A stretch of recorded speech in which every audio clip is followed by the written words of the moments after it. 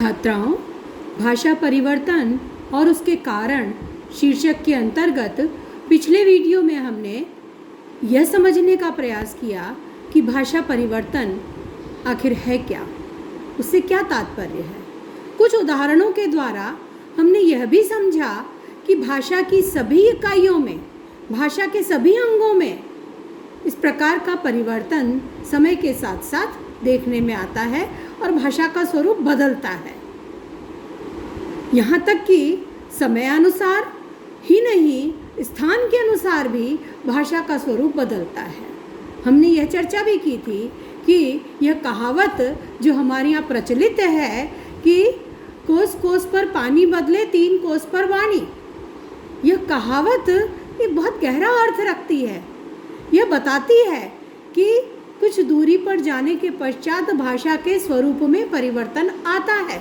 इसीलिए हम देखते हैं, हम केवल हिंदी का ही उदाहरण लें तो हिंदी भाषा की ही न जाने कितनी बोलियाँ, कितने स्वरूप हिंदी भाषा के हमारे देश में प्रचलित हैं, कितनी उपभाषाएं हैं, उनकी कितनी ही बोलियाँ हैं और उपबोलियाँ हैं, ये सब हम देखते हैं।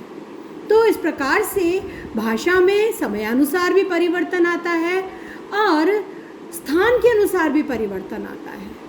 और कुछ उदाहरणों के द्वारा हमने इसे समझने का प्रयास भी किया था कि कैसे भाषा बदलती है। ये तो एक साकार स्वरूप हमारे सामने हम अध्ययन करते हैं तो देखते हैं कि किस तरह से प्राचीन समय में जो संस्कृत थी, संस्कृत से कैसे परिवर्तित होते होते अपभ्रंश विकसित हो गए और उन अपभ्रंशों से फिर हिंदी भाषा का या भारतीय आर्य भाषाओं का हम कहें विकास हुआ और आज हमारे देश में इतनी भाषाएं जो प्रचलित हैं उनका मूल उद्गम है वो संस्कृत ही है, वो संस्कृत से ही विकसित हुई है।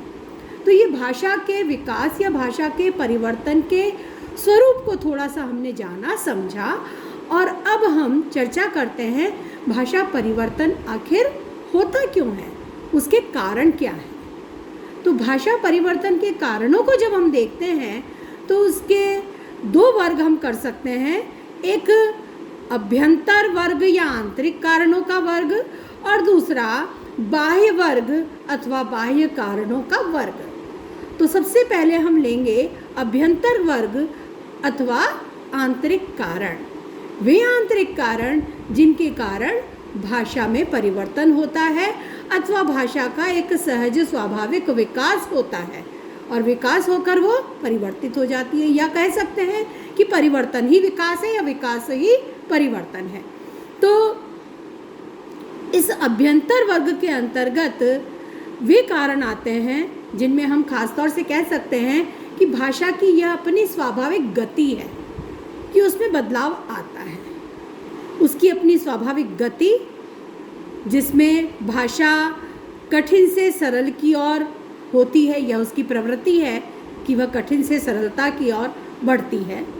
प्रयोक्ता की शारीरिक मानसिक योग्यता, उसका प्रभाव भी उस पर पड़ता है। अनुकरण की क्षमता का प्रभाव भी पड़ता है। उच्चारण का जो ढंग है उससे भी भाषा के स्वरूप में परिवर्तन आता है। अर्थबोध की जो सामर्थ्य है उसके कारण उसके अर्थ में परिवर्तन भी आता है। तो आदि अनेक कारण जो आप आंतरिक कारण है या अभ्यंतर वर्ग है उसके अंतर्गत लिए जा सकते हैं। तो अभ्यंतर वर्ग के अंतर्गत हम 8 बिंदु, 8 कारण उसके अंतर्गत ले सकते हैं। प्रयोग से घिस जाना, बलाघात, प्रयत्न लाघव, मानसिक स्तर, अनुकरण की अपूर्णता, सादृश्य, जातीय मनोवृत्ति, भावुकता या भावातिरेक। तो ये 8 बिंदुओं में हम इन अभ्यंतर वर्ग के कारणों को विभाजित कर सकते हैं। हम एक एक करके इनको उदाहरण सहित समझने का प्रयास करेंगे। तो सबसे पहला जो कारण है वो हम लेते हैं प्रयोग से घिस जाना। तो विद्यार्थियों, जैसे प्रयोग से अन्य वस्तुएं धीरे धीरे प्रयोग करते करते घिसती हैं, वैसे ही भाषा भी स्वाभाविक रूप से प्रयुक्त होते होते घिसती है, उसका भी स्वरूप बदलता है। जैसे जो बहुत अधिक प्रयुक्त होते हैं शब्द और वो बड़े होते हैं तो उनको संक्षिप्त कर लिया जाता है। हम नामों में प्रायः इस प्रकार का देखते हैं उदाहरण कि जैसे नाम है, बड़े नाम हैं और हमारे बहुत ज़्यादा उच्चारण में आते हैं, बहुत ज़्यादा समीप हैं, बहुत प्रयुक्त होते हैं। राजेश्वर प्रसाद सिंह नाम है, तो ये प्रयोग ज़्यादा जिनका किया जाता है तो पूरा नाम उच्चारण नहीं किया जाता, प्रायः उसका राजू कर लिया जाता है। राजकुमारी, राजकुमार नाम होता है उसका, राजू स्वरूप हो जाता है। तो ये अधिक प्रयोग के कारण होता है। प्रयोग के साथ साथ अधिक प्रयुक्त होते होते उसका रूप बदलता है, वो घिसते हैं या वो छोटे होते हैं या उसका स्वरूप बदलता है, हम ये भी कह सकते हैं। जैसे हम और उदाहरण लें, संस्कृत कारकीय ध्वनियाँ, संस्कृत में जो कारक चिन्ह है वो शब्दों के साथ जुड़े हुए थे, उनके रूप होते थे और रूप प्रयुक्त किए जाते थे, एक वचन, द्विवचन, बहुवचन। और जो उसकी विभक्तियां हैं, जो कारक हैं, कर्ता, कर्म, करण, कर्ता, कर्म, करण, ये जो 8 कारक हैं, वो कारक और उन कारक के अलग अलग वचन, तो उनके सारे रूप अलग अलग हुआ करते थे और वो रूप हैं वो वाक्यों में प्रयुक्त होते थे। और उस तरह से संस्कृत है एक संयोगात्मक भाषा थी जिसमें कारकीय विभक्तियां शब्दों के साथ जुड़ी हुई थी। भाषा विकास के क्रम में धीरे धीरे करके वो संस्कृत की कारकीय विभक्तियां समाप्त हुई और कारक चिन्ह अलग से जुड़ने लगे शब्दों में। जैसे रामस्य, राम का, संस्कृत में रामस्य शब्द प्रचलित था, इसमें हो गया राम का, बालकस्य, बालक का, ठीक है। रामः, रामौ, रामाः, राम ने हो गया हिंदी में आकर के। तो कारक चिन्ह जहाँ जुड़ा हुआ था शब्द के रूप में, वो उससे भिन्न होकर के अलग से उस चिन्ह का प्रयोग होने लगा। तो ये कारकीय विभक्तियाँ जो शब्दों के साथ जुड़ी हुई थी वो समाप्त हुई, उनका स्वरूप बदला और कारक चिन्ह अलग से प्रयुक्त होने लगे। तो ये भी एक उसका उदाहरण है। तो हमने अभ्यंतर वर्ग के कारणों में, जिसमें हम देख रहे हैं कि भाषा की अपनी सहज स्वाभाविक गति होती है, उस सहज स्वाभाविक गति से वो आगे बढ़ती है, वो परिवर्तित भी होती है और उस पर आंतरिक बाह्य सब प्रकार के कारण अपना प्रभाव भी डालते हैं। तो उसमें आंतरिक कारणों में हम देखते हैं कि सरल से कठिन से सरल की ओर बढ़ने की जो प्रवृत्ति है, उसके कारण जो अत्यधिक प्रयुक्त होते होते शब्द घिसते हैं, बदलते हैं और शब्द संक्षिप्त भी कर लिए जाते हैं। ये एक हमने सबसे पहला देखा, इसके उदाहरणों से हमने इसको समझने का प्रयास किया। दूसरा कारण हम लेते हैं बलाघात। बलाघात अर्थात जब हम शब्दों का उच्चारण करते हैं तो कुछ ध्वनियों पर विशेष बल दिया जाता है शब्द के उच्चारण में, और जिन ध्वनियों पर विशेष बल दिया जाता है वो ध्वनियाँ प्रमुख हो जाती हैं, अन्य ध्वनियाँ गौण हो जाती हैं और धीरे धीरे अन्य ध्वनियाँ लुप्त होने लगती हैं। ऐसा होता है क्योंकि जिस पर अधिक बल दिया जा रहा है वो ध्वनि प्रमुख हो जाएगी, अन्य ध्वनि गौण हो जाएगी। जैसे उपाध्याय शब्द है, उपाध्याय शब्द के उच्चारण में जो ध्या है इस पर अधिक बल रहता है और संस्कृत से पाली में आकर त वर्ग की ध्वनि च वर्ग में परिवर्तित हुई है। तो ध है वो च वर्ग का है, वो च वर्ग में परिवर्तित हुआ। त थ ध, ठीक है, च छ झ, तो च वर्ग के झ में ध परिवर्तित हुआ और इसी से प्रभावित होकर के या ध्या जो है वो झा बना है, ठीक है, और इसकी ध्वनि झा मुख्य रह गई और उपाध्याय से झा शब्द भी बना है। और इसका हम पहले भी अध्ययन कर चुके हैं कि जैसे उपाध्याय है, उपाध्याय से झा या ओझा जो शब्द बना है वो जाति सूचक बन गया। मैंने आपको पहले उदाहरण दिया था कि ये अर्थ इस प्रकार से बदले हैं, जहाँ ये पद का सूचक था, कर्म का पर्याय था उपाध्याय शब्द, झा शब्द जाति का सूचक बन गया। ये परिवर्तित होके ये परिवर्तन और आया, उसके अर्थ में भी परिवर्तन आया है, ठीक है। तो लेकिन आपको इस उदाहरण से समझ में आया होगा कि ध्या का झा कैसे बना है।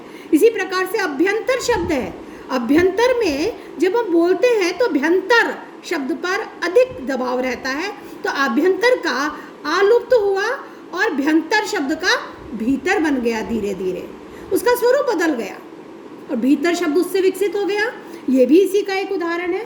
तो इस प्रकार से बल देने के लिए शब्दों का कई बार विशेष प्रयोग किया जाता है, और वो बल देने के लिए जो प्रयोग किए जाते हैं, जिन पर बल अधिक पड़ता है, वो ध्वनियाँ प्रमुख रह करके अन्य ध्वनियाँ लुप्त हो जाती हैं।